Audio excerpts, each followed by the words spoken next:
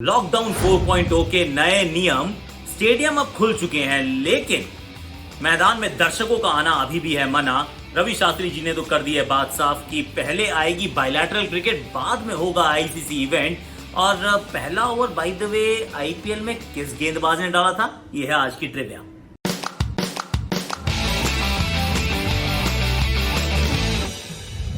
Hashtag Akashvani. देखिए आज बहुत कुछ है करने को, लेकिन चूंकि ट्रिविया है, ट्रिविया आपसे फिर पूछ लेता हूँ। पहला ओवर आईपीएल का फर्स्ट मैच बता देता हूँ, कोलकाता वर्सेस आरसीबी का था। ये मुकाबला था चिन्ना स्वामी में। गूगल मत करना, एंड में जवाब देखना कि आपको पता था या नहीं पता था।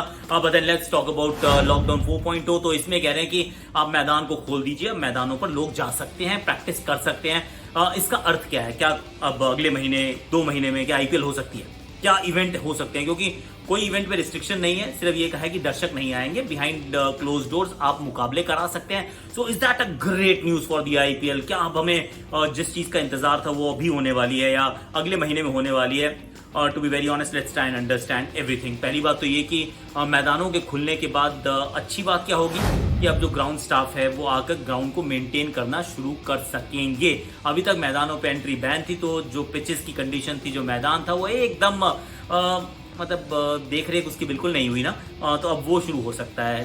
प्रैक्टिस अभी कहा है कि आप कर सकते हैं, लेकिन I think it's got a lot of conditions apply. क्योंकि जो रेड जोन में है, मान लीजिए जो अगर आप मुंबई में रहते हैं या फिर आप दिल्ली में रहते हैं और आप फिरोज शाह कोटला या फिर वानखेड़े स्टेडियम जाना चाहते हैं, तो गुरुजी इतना आसान होने वाला है नहीं मेरे विचार में। ऐसा छोटी जगहों पे जहाँ मतलब कोई ग्रीन जोन में है, कोई ऑरेंज येलो वडेवर, तो वो अगर दूसरी जोन्स में है, बहुत सारे कलर्स हैं आजकल, तो अगर उन जोन्स में है तो फिर शायद वहां पर आप जाकर आसानी से खेल सकते हैं। यहाँ पर मैदान तो खुला है, लेकिन मैदान खुलने का मतलब ये भी है कि आपको अगर स्किल बेस्ड अगर प्रैक्टिस आपको करनी है तो फिर आपको बॉलर चाहिए ना। तो फिर जो 8, 10, 15 बॉलर आएंगे, जो फील्डर आएंगे, जो बहुत सारा ग्राउंड स्टाफ भी रहेगा, क्या सबका आप टेस्ट करवाएंगे? Will you be 100% certain? Let's put yourself in Rohit Sharma और विराट कोहली शूज।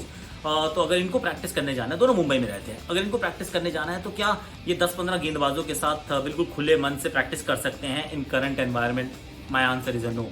मुझे नहीं लगता कि बिल्कुल आसानी से जाके आप बिना किसी डर के, बिना किसी माथे पे शिकन आए आप प्रैक्टिस कर सकते हैं, क्योंकि सामने वाला हो सकता है कि कोविड पॉजिटिव हो, यू डोंट नो। तो ये वाला जो रिस्क है, आई डोंट थिंक कि कोई भी इंटरनेशनल क्रिकेटर अभी उठाने वाला है, at least not in India.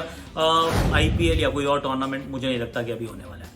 It's highly unlikely. वैसे तो मानसून शुरू होने वाला है, वैसे ना भी हो मानसून शुरू, मान लीजिए कि बिल्कुल सब कुछ ठीक रहने वाला है और कोई बारिश नहीं आनी थी, फिर भी नहीं होगा यार, क्योंकि अभी ट्रैवल रिस्ट्रिक्शंस हैं। अभी फॉरेन से कोई प्लेयर नहीं आ सकता, आप अपनी टीम को इकट्ठा नहीं कर सकते। मतलब this is a bridge too far. अभी बिल्कुल नहीं होने वाला। इनफैक्ट मई में हम जून, जुलाई, अगस्त, टॉकिंग अबाउट 100 डेज तक मुझे नहीं लगता कि कोई भी ऐसा बड़े स्तर का टूर्नामेंट आपको देखने को मिलेगा। स्पोर्ट्स जो है अभी वो प्रायोरिटी लिस्ट में काफी नीचे रहेगी। अब रवि शास्त्री जी ने भी बड़ी अच्छी बात बोली है। उन्होंने कहा है कि अच्छी या खराब आप सोच लेना, पर उन्होंने जो बात बोली है वो ये है कि पहले आप बायलैटरल क्रिकेट के बारे में सोचें, उसके बाद आप किसी और के बारे में सोचें। यानी कि अगर आप आईसीसी इवेंट कराना चाहते हैं, वर्ल्ड T20 की बात करते हैं, तो फर्स्टली लॉजिस्टिकली अगर जो रवि कह रहे हैं बिल्कुल ठीक कह रहे हैं कि इट्स रिलेटिवली ईजियर। मतलब वेरी इजी तो कुछ भी नहीं है, क्योंकि कोई भी टीम आएगी या आप कहीं जाएंगे तो 14 दिन का आपको भी इंस्टीट्यूशनल क्वारंटीन में जाना पड़ेगा।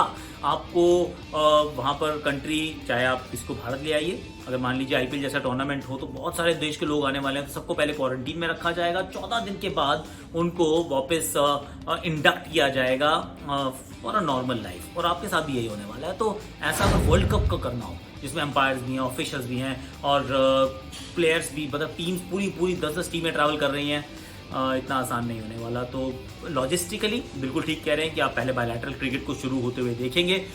लेकिन एक चीज़ है, और जो कि मुझे लग रहा है कि ऐसा होने वाला है, बायलैटरल क्रिकेट पहले होगी, लेकिन एक चीज़ है कि अगर आईसीसी इवेंट नहीं होता है ना, तो फिर वो जो छोटे देश हैं उनको बहुत नुकसान होने वाला है। दैट्स समथिंग दैट जो बड़े देशों को ध्यान रखना पड़ेगा। अगर मान लीजिए आईपीएल हो जाती है और उसके अंदर आपका जो लॉसेस थे वो अब रिकवर हो गए, अब आपके लॉसेस नहीं हो रहे, तो मुझे लगता है बीसीसीआई को, क्रिकेट ऑस्ट्रेलिया को, इंग्लैंड क्रिकेट बोर्ड को, जो भी बोर्ड अफोर्ड कर सकता है, इन सबको साथ आना पड़ेगा।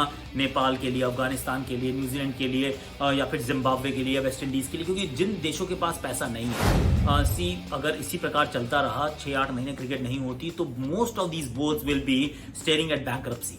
और अगर पैसा ही नहीं होगा बोर्ड के पास तो फिर कहाँ से होगी क्रिकेट। तो इसलिए हालांकि जो थोड़े से स्ट्रॉन्ग मतलब वेल्दी बोर्ड्स हैं, बीसीसीआई हो गया, हालांकि क्रिकेट ऑस्ट्रेलिया स्ट्रगल कर रहा है, फिर भी काफ़ी से बेहतर है। इंग्लैंड क्रिकेट बोर्ड ये सबसे मतलब इंडिया के बाद शायद नंबर 2 पे वोट रहेंगे फाइनेंशियली। तो इन सब का फिर अभी एक जुगत भिड़ानी पड़ेगी कि एक बिग 3 बनिए और बाकी लोगों का थोड़ी सी मदद करिए, क्योंकि क्रिकेट चलाने में ये मुझे लगता है कि एक दूसरे की मदद के बिना ये काम होगा नहीं, और आईसीसी इवेंट नहीं होता तो फिर तो ये काम और भी कठिन हो जाएगा। But then that's about it for this segment of #Akashvani. आपसे मैंने सवाल पूछा था पहला ओवर किसने डाला था। जी पहला ओवर डाला था प्रवीण कुमार ने, और प्रवीण कुमार खेल रहे थे रॉयल चैलेंजर्स बैंगलोर के लिए। उस मैच में वैसे सही खान भी था। But then that's about it. Like करिए, शेयर कीजिए, सब्सक्राइब कीजिए, कमेंट कीजिए, नोटिफिकेशन घंटी बजा दीजिए।